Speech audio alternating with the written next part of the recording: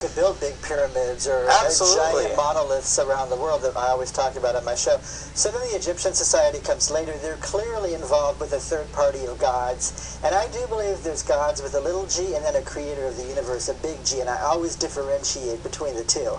That's very unique because that's kind of what the ancient tablets describe. They describe a universe of a divine source being that is not present in this world. Yes. And it would almost seem that these Anunnaki figures, not to say they're good or bad because their morality may be beyond what we understand, but it seems like they have somehow deceived or kept us from knowledge of this true source, with the exception perhaps of this Marduk character, which given both Babylonian and Egyptian, when we look at Judeo-Christian traditions, Babylon and Egypt, they're the two bad ones. So it's interesting to see that those civilizations are flipped around, doesn't exactly. it? We'll talk about going down through Solomon and David and time of Christ. Were the Anunnaki still present and active during that time?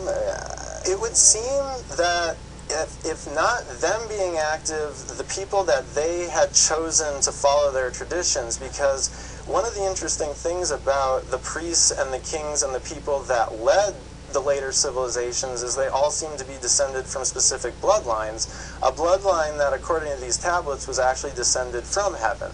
Anuship is actually almost the equivalent in their terminology of, you know, the god of the local universe, and you have Enlilship, which is like the superiority of the material world. And, you know, never the two shall meet apparently, because Anu becomes this very distant, forgetful figure. Slowly, Enlil and Enki are removed from our sight, so to speak.